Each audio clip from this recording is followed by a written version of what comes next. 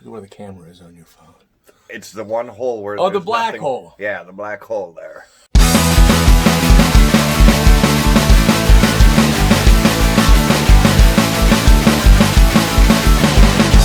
Hi, black hole.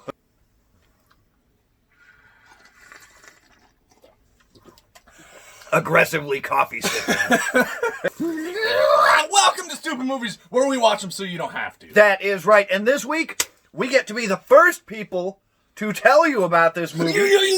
Fuck yes. Did you feel that? Did you feel that? No. I got chills. Oh, Jesus. This week, we watched Chills Down Your Spine. Yes. 2020, not even out Not yet. out yet. So we watched it, and you don't get to. Not rated. Almost 3 hours long. It's like 169 minutes long. But it's a very long movie.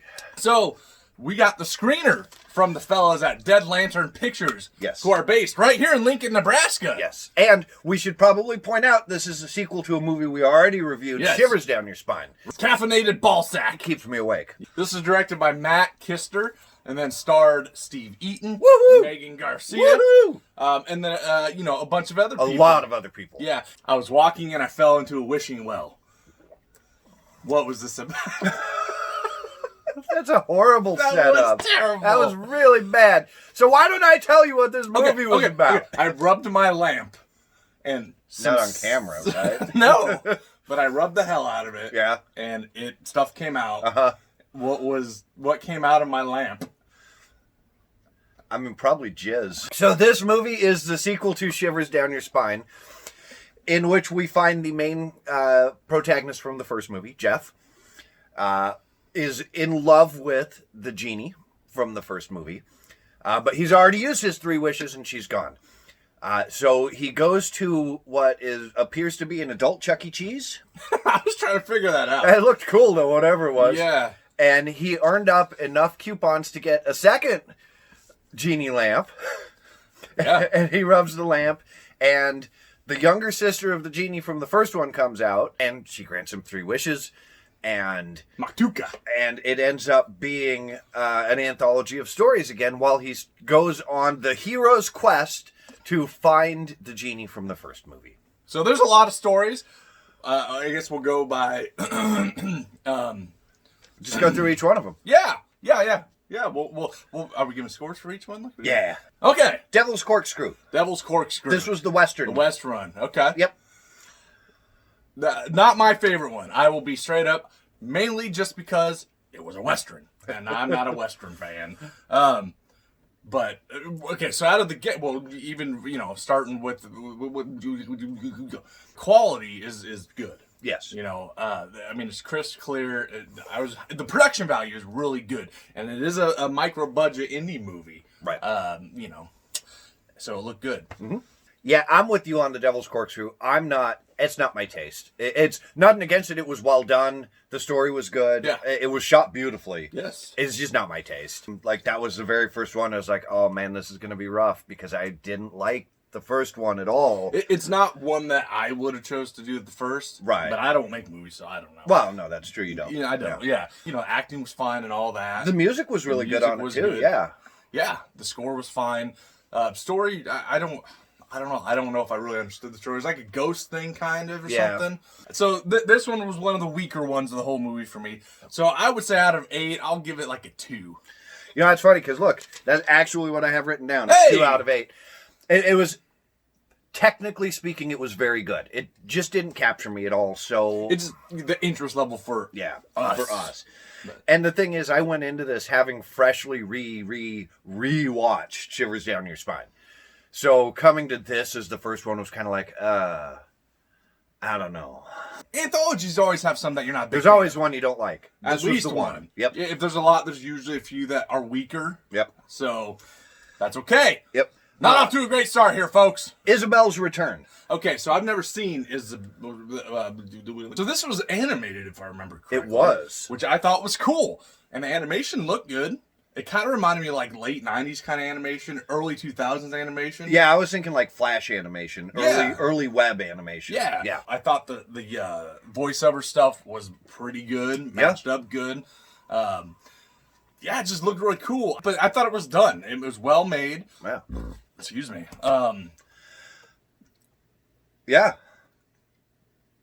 Are you okay? I'm fine. Oh, it seemed like you shut down there for a minute. I'm out of coffee, so I'm kind of sad. Geez. Low budget and animation, they never go together. You never see, indie studios doing animation. And it was good. But the animation was, we're not talking Disney level here. No, this really is, early 2000s Flash animation on the web. But it was a very well done example of that. And I liked it. Yeah, the voice acting was good. Voice acting was good. I think I was impressed with what they pulled off for the budget. Yeah. And it had some gore in there. Yeah. And some, well-drawn gore. Yeah. And the story was fun, too. So, overall, you know what? I'm going to give it a 7.5 out of 8. I was really, really impressed with what they pulled off. Yeah. No, it was cool. It was different, which, animation can be very hit or miss, but I thought they did it. Yeah. And it was fun. I had fun watching this one, so I'll give this one a 6.5 out of 8. Woo! Yeah, baby! The Ditch. Wow, okay.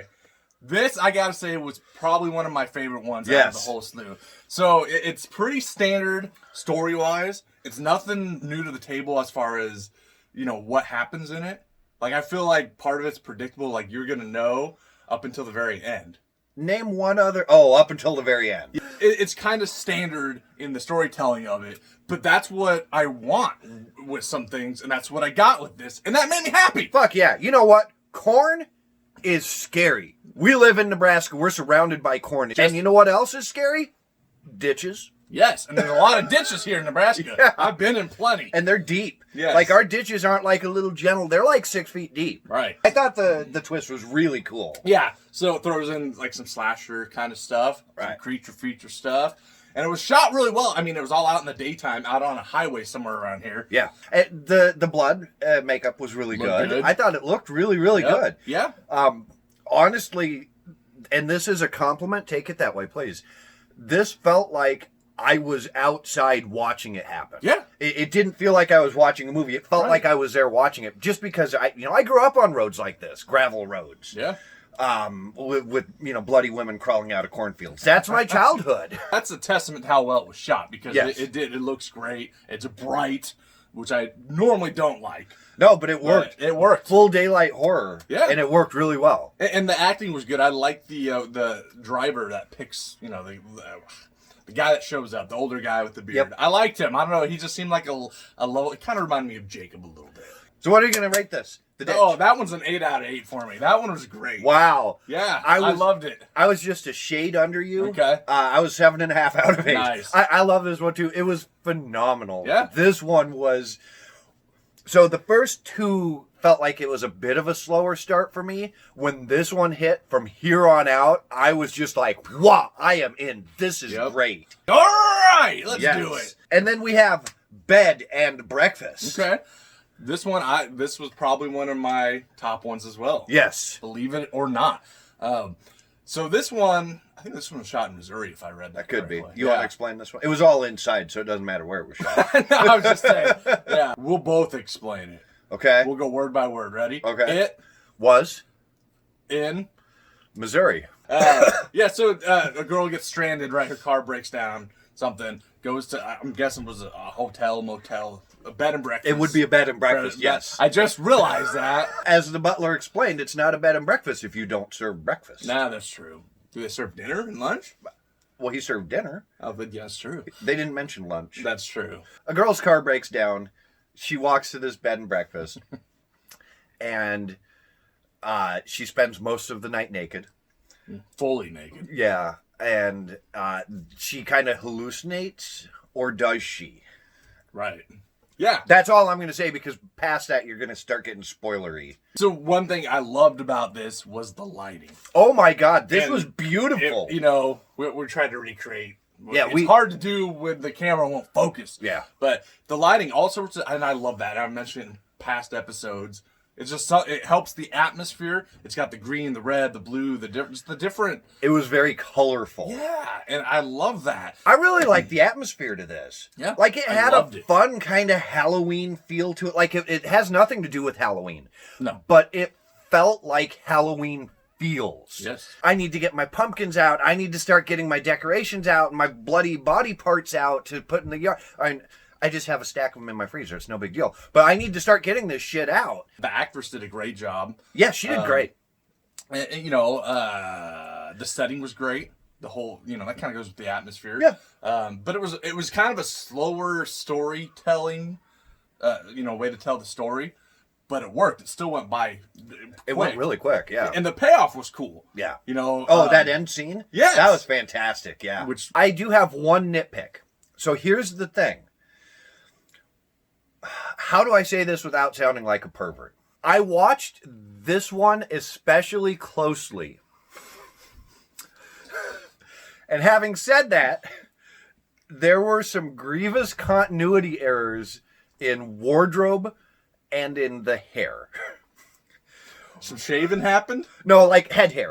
Head hair, not pubes, dude. Head hair. I didn't know where you were going.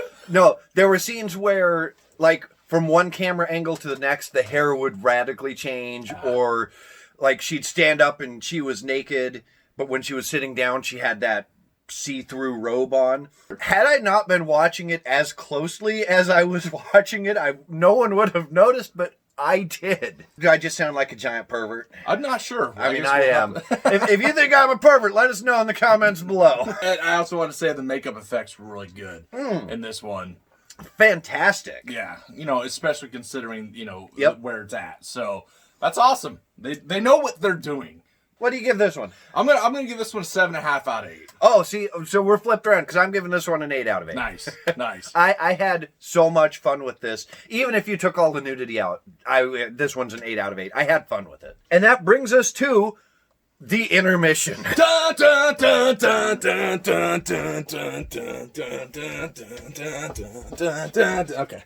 That was our intermission. I don't know what the hell that was. That was weird. This was so funny to me, this intermission. It was so self-aware and joking about things that they knew people were going to complain about, so they were making jokes about it. And I love that. This was great. I was cracking up. Yeah. It had another new genie. Yes. A blue-haired genie. Blue-haired. So now we have a redhead, a blonde, and a blue-haired. All sorts of genie for the weenie. Fantastic. That was a thing to say. Yeah, the intermission was highly entertaining, very self-aware. They call out people who complain about movies being too long, which... Yeah, and you know what? This movie was too damn long. Well, this is true. They specifically say that you can't say that. And you know what? Fuck you, I did. They so happily point out it's an anthology. Yep. So the beauty of that is you don't have to watch it all at once, as they say. You watch it story by story. They put an intermission in for us. Yeah. Which is awesome. So if you wanted to take a break. This was very, very self-aware. It knows what it is, and it had fun with it. And I loved it. So it's an 8 out of 8 for me. I had a blast. Yep, I'm with you there. 8 out of 8. I thought it was funny. I love how the genie gets pissed off about people complaining on the internet about things being too long. I'm sitting there going, whoa, she's talking to me. Shots fired, man. Shots fired. But that's great. They know what they're doing. And again, the set pieces in this one was great. Oh, yeah. That theater? Yeah. Was beautiful. Yep. I love that they were watching the movie and he wanted to watch something else. Yep. So it was great. They were poking fun at critics and reviewers. Which we need made fun of every now and then. So I'm okay with that. And there's also... was when I really started getting excited because it was the first time they mentioned the third movie in the series, which will be Tingles Down Your Spine, coming sometime. And if they do make a third one, if they tingles, him and I have a lot of tingles. So we're very tingly. If you want to tingle us, you just holler. We can be the opening short and you can kill us. You want me to have Steve Eaton tingle you? Because I'm sure we could get in touch with him. Come on, Steve. Tingle me, baby. Oh, shit. Yeah, we're rocking and rolling. Dude, we're going way too long. All right, welcome to Stoopid. Don't forget to like and subscribe. Visit us YouTube. You do all this shit. We're almost out of time, man. Come on. All right. Do the thing. All right. We're just gonna end this one. We're cutting this in half because it's a long movie. This is part 1.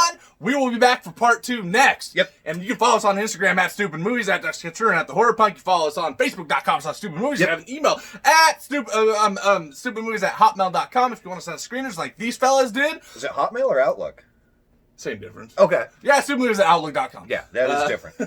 Well, I use the same thing. I punch an Hotmail, it takes me to my Outlook. Okay, fair enough. So, anyway, be sure to like and subscribe. hit that thumbs up down below. Leave us comments. Tell us what you think. Yeah. Tell your friends if you want. If not, just do it. Something about a penis. Oh, something about a penis. No. Send Rob pictures of naked Steve Eaton. He's starting a collection. No! That's too local for me, dude. That could really happen. He may show up outside my door butt naked. Please don't, Steve. See you for part 2 of Chills Down Your Spine. See you next week. Bye! I'm eating my own beard.